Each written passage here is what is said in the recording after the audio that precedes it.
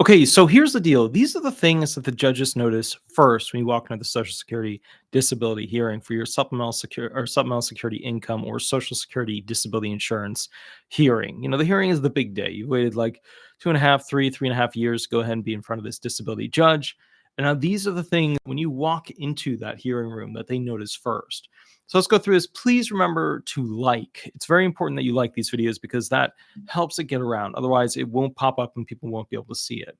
Some judges are already in the room. Just as a side note, when you basically enter, when the disability judges are already in the room, you come in and you sit down. When the disability judges are not already in the room, when the disability judge goes to enter the room, you must stand up as their presence is announced by the clerk. It's like in the movies where disability judges have the horns, like announcing the entrance of like a king, except without the horns, which is my favorite part of that whole thing. So, of course, disability judges, they take the music out of it, but that's just another video. Now, let's get right into it. Disability judges notice when you are able to carry things into the room. So, like when you first enter, you might have a backpack, you might have a briefcase, you might have a suitcase, you might have an extra coat. They notice what you're able to carry when you walk into that room. That's a very big thing. That's right at the top of the pile. Disability judges notice if you have an expensive, religious, or offensive, or reflective, or provocative type of clothing on. They also notice if you have expensive, religious, offensive, reflective, or provocative jewelry on. Disability judges notice your walking gait. Like when you walk in, that little bit of time you have before you hit that seat, they see if you have any issues where basically you have to, move your leg this way or do any of those functions. Next thing is, disability judges notice your ability to pull out a chair. If you're not struggling, it's pretty straightforward. A lot of the chairs, when you go to these disability hearings, do not have wheels on the bottom of them. So the bottom line is that you have to drag it across that really crappy federal government carpet, which kind of snags a little bit. And they're watching as you do that. Okay. Next thing is basically disability judges know how knowledgeable you are about your surroundings, right? So when you get into the room, they're looking to see how, comfortable you are with what's going on. Wow, Thomas Corbett, thank you for the $20 donation. That's absolutely amazing. I really, really appreciate that. I love little dancing parents. Does he have a microphone? No, he has a top hat. That's awesome. That's so cool. That's so very, very cool. And just another side note, in the future, we're going to be doing some media videos like, guitar, all that kind of stuff. So I'm really excited to share that part of my life with you guys because that part of my life has not existed for 15 going on 20 years. So I'm really excited to get into some of that stuff too. But with that said, some people have been trained when they get into the room, like what to do with the microphone. Some of the microphones have this little gooseneck to them where you have to like put it in front of your face. Some of them are general room mics that go ahead and pick up, everything that's around you. But if it's like way forward on the table, if it's like 3 feet forward, that individual, that disabled person will know to go into the room, grab the mic, pull it up closer, stuff like that. So another thing is some people already know which chairs sit in. So the judge is looking to see, okay, does the claimant know they sit in that chair? Do they sit in that chair? Which chair do they actually sit in? And some people already know what to do once disability judges are seated, right? So, basically they come in, they find their chair, they sit, and then basically they're ready. Like they have this, boom, I'm ready to go. Here we are. I'm doing my thing. So what you have to keep in mind is like the disability judges know those attorneys that prep their client on what do you do in this room? What do you do for this thing? And the disability judges know all the other people, including some attorneys who don't prep their client on any of that. I've always thought it was really weird when a claimant, like, and I'd hear about these stories, they'd walk into like the hearing room with their attorney and they have no idea what the layout was. Like one of the important things about doing a hearing is having the claimant know what the layout is. So what I would always do is, if there was a hearing coming up or whatever, I would tell the claimant, okay, you enter the building at this door, right? Because it's the easiest to get in. Then you go into the elevator, it's on the left. Elevator doors open, you go in, you press the 3 button. 3 takes you to the top floor. You make a left. So you go out of the elevator, you make a left. Then you tunnel over to the double door area, you see the guard. I'd walk them through what happens because to be fair, every little nugget, every little potato chip that you put in their brain about like what to expect, they tend to do better with their testimony. Next one, disability judges notice whether you are smiling, neutral, scowling, or some other facial characterization. A big thing is, if you're not making eye contact with the judge, if you're not making eye contact with the clerk, if you're just looking down, that states something to the judge. Disability judges notice if you have signs of homelessness, Please remember, of course, with this stuff that a lot of claimants go in there and their nails will be, really beat up, lots of dirt under them.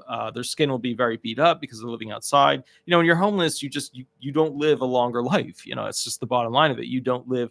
If you look at people who are super wealthy and they live in mass luxury and they hardly ever put themselves in any form of stress, those individuals, they live a really long time, usually, unless there's some genetic issue or some medical condition that pops up, maybe a cancer or whatever. But point is, when you're homeless, you're every year that you're out there, you're taking off 2 to 3 years of your life. It's just the way it is. So, okay, next thing. Remember with this video, please remember to hit the like button. It's super important, because if you don't hit the like button, then other people aren't going to be able to see this, and other people aren't going to be able to have their best shot at being found disabled. Okay. Next one, disability judges notice if you have signs of bad teeth. A lot of disability judges will look for that because that tells them a lot of things. It tells them about your digestive tract. It tells them about the types of food that you're eating, tells them about, cigarette smoking, potential drug use, alcohol abuse, all that kind of stuff. So that tells them a lot of stuff too, because different teeth issues or tooth issues basically tell them different things. All right. Next thing, disability judges notice if you are moving quickly, have psychomotor reflex reactions, or are having difficulty with your range of motion. So if you walk in and you're not able to move something or lift your arm up this high or do this or do that or take your coat off or whatever, then the judge is going to notice that. If perhaps, you have involuntary movement of a body part, or, your knee keeps doing this or whatever, the judges are going to notice that. Okay. Next one, disability judges notice your medical devices, walker, crutch, cane, rollator, or wheelchair, etc. They notice that right when you walk in. That's probably the thing that they notice first when you walk in, because their brain and their eyes are trained to go boop right to that. And the first question in their brain is, was that prescribed? Who prescribed it? When was it prescribed? Because they want to know if it was a specialist. They want to know if basically this has been, used for years, or if this is something you just got 1 month ago. Okay. Next one, disability judges notice the smell of cigarettes. A lot of you guys are aware that, if you smoke cigarettes, like, everybody can tell if you smoke cigarettes, because you smell like cigarettes. It just is what it is. Your clothing smells like cigarettes. You smell like cigarettes. It just is what it is. So they can tell, if you smoke cigarettes by how you walk in, because you have a scent to you. Disability judges. Okay, so here's the other thing. And this is one of those things where a lot of people don't think this, but everybody notices the smell of marijuana. I know the marijuana people don't care because it's pretty much almost legal at this point. But just for the record, if you smoke marijuana, we know about it before you realize that we know about it, because we can smell it, because it's a very, very strong scent, even when it's a very light scent, like you've washed the clothing twice, whatever. Next one, disability judges notice if you're looking at your feet due to a fear of tripping, right? So you're like looking down, you're looking at your feet, they notice that you're having a difficult time with your feet. Disability judges notice if you have a difficult time getting over, cords that are laid out on the floor, wires, or small little bumps in the carpet, or maybe changes in the carpet, or maybe there's a carpet on top of a carpet, or something that you have to walk around, right? That maybe has like a foot on it that you have to like get over. Okay. Disability judges notice if you are quick to be settled and ready. So some people get into the room and they take forever to just get settled. Like they go in and then they take forever to get to the chair. They're going to pull the chair. They're going to sit in the chair, and then they're going to, pull the crap out of their bag and put their coat on the back of their chair. And, and 5 minutes later, they're ready. And, basically disability judges, when they're seeing this, they're like sitting there watching this, like, what the F? Because they're thinking, I got to do hearing after hearing after hearing after hearing. What is this person doing? The disability judges definitely notice when somebody gets in there. They get in, they're settled, they're ready. 30 seconds go by, boom, we're ready to go. Go on the record. Disability judges notice what kind of makeup you are wearing. So obviously, this is more so the female side. Women know what women are wearing when it comes to makeup. They know the different brands, they know the different styles, they know the different stuff. That's a whole market that men just don't really know about. But those female judges definitely notice that. And obviously, if you're caking makeup on, it's, it can go many ways. Maybe it's a sign of respect. Maybe it's a sign of like, you're trying to make yourself look better. It can go many ways with that. They notice what your nail polish looks like. Some women walk in with like bedazzled, super bright, super blinking, super long nails with like tons of these little like diamondy things on them, these little whatevers. Yeah. So when you do that, that's not a good sign for the judge, because, that's like, saying to the judge that you're going to get these benefits and go and like, just use the money to, bedazzle yourself, which is fine. I get it. I understand it. Like, that's your thing. That's your one thing that you're like, yeah. But at the same time, have to keep in mind, you have to understand that that's something that they're going to notice. They notice that parts of your body are aged differently than other parts of your body. So, like, for example, if you look at the hands and they're much older versus the face, so the face is much older than the hands, or they, obviously notice left side drooping, stuff like that. They're going to notice those things. Okay. Another thing is this, display judges notice how many keys are jingling in your pocket. So if you walk in and you've got like, this massive pile of, metal in your pocket that's constantly jingling, they're going to be thinking, well, how many cars does this person own? How many houses does this person own? Well, what kind of business are they doing on the side? Are they going into other people's places and constantly cleaning for them? That's going to bring up those types of questions. Next one, display judges notice how many tattoos are open and obvious on your body and what types of tattoos they are. So bottom line is, if you go in and have tattoos, it's almost always a better idea to cover up tattoos when you can. Sometimes you can't. Sometimes judges will look at the tattoos and they just won't connect with them well. And, as a disability attorney, when I see, things relating to, Germany from, the 1940s era, my brain's like, what the hell, dude? So, it's always like, you never know what's going to get to somebody and be like, you know what I mean? So just, if you can, for most of the tattoo, like if it's like a lion, crawling out of a whatever, what I mean? Fine. What it is, what it is, but if it's like a specific symbol or something, just be careful with that stuff. Next one. Display judges notice your height, race, gender, the basics. You walk in, boom, there you are. A lot of display judges haven't seen a photo of you until that actual hearing. Some of them have, some of them see it in your CE records with your CEME, stuff like that, or something might have been submitted by a CDI unit where they're looking at an actual photo or video of you. So that's always an option. Display judges notice if you feel comfortable in the setting and what level of fear you have. So that's a big thing, the level of fear you have. So some people walk in and they're shaking to begin with. Some people walk in and they're like, I don't care, it just is what it is. So they assess basically where you're at on that spectrum. Okay.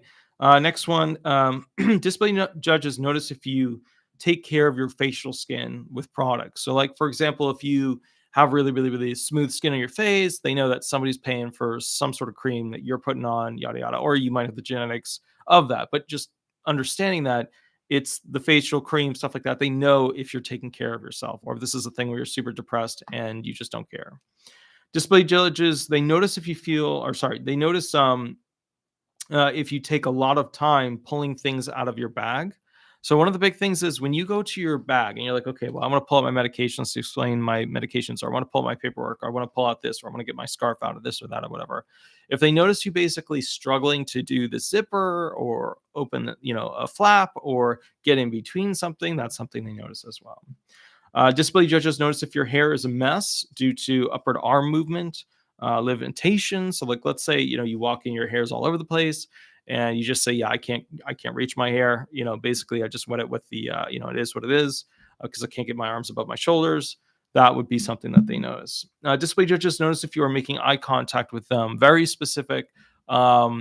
Display judges, when they get ready to say, okay, we're going to go on the record, when they get ready to say that, they'll look around the room to see if everybody's looking at them. If everybody's looking at them, or if everybody's pretty much ready, like the person's looking down, or the judge, the attorney, because the attorneys know, they'll go ahead and look at the judge will look at them, and then they'll go, okay, perfect, we'll hit the record. So display judges notice when you were looking at, so when you go to first sit down, they notice what your brain and your eyes are doing. So if you stare at your attorney, that's one thing.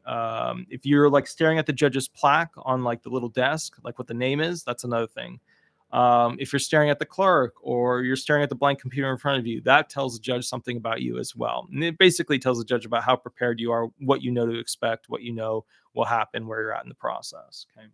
Next thing, display judges notice if you have any bodily anomalies. So like a broken hand that never healed right, something that might have broken, up here and it's sticking outwards and it's pushing against the shirt. Basically, bodily anomalies, things that didn't heal properly, they'll notice that. Display judges notice if you have scratches on your skin and how deep they are. So if you're a cutter, or basically, you're doing some sort of side work where you get all scratched up, they look and see that as well. Okay. Next thing, display judges notice bruises. So if you're an abuse victim or you're homeless and you keep getting attacked, they're going to notice the bruises as well. Display judges notice shapes under your clothing, which could denote a medical product. So some people have to wear a medical product, whether it's a bag or this or that, or it's an actual, medicine distributor, or maybe it's an electrical signal thing or whatever.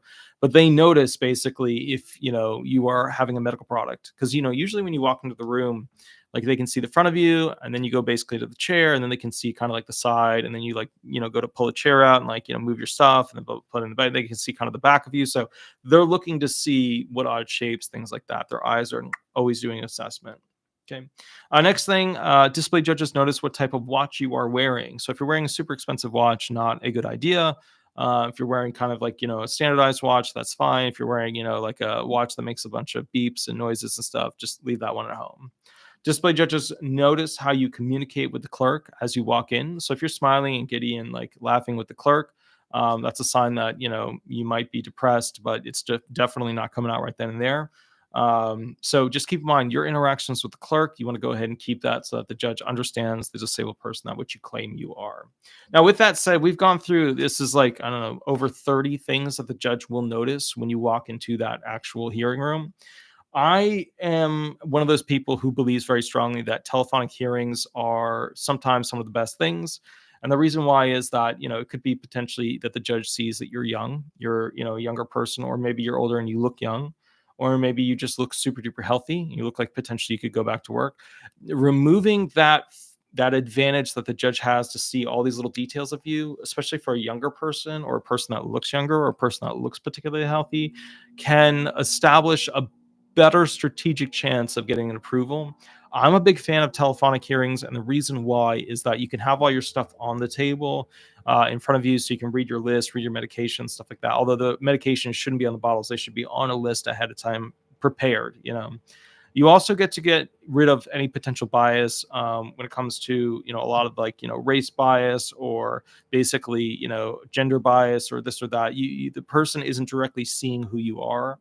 If they might have dated somebody like you, or they might have, basically had somebody be mean to them that looked like you. There's no, it pulls the bias out of it. And I remember a lot of these display judges have had training to not be biased, but they're human. There's always that aspect of it. So another thing just to keep in mind with this is that when you go into the room to do your hearing, you are going to be in a separate mental state.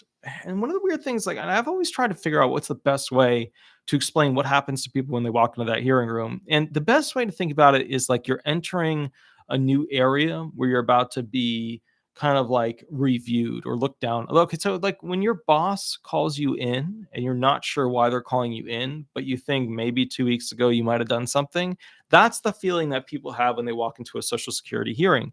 They walk in there because they're like, oh, I'm worried. They're going to be judging me. This might not go well. Very few claimants walk in there with their head held high, nose in the air, and they're just ready. They're ready to go. So my point to you with this whole thing is, as a consideration for this, when you walk into that room, you're not going to be feeling confident. You're going to be feeling tired. You're going to be feeling scared. You're going to be feeling dislocated from the reality that you're normally in.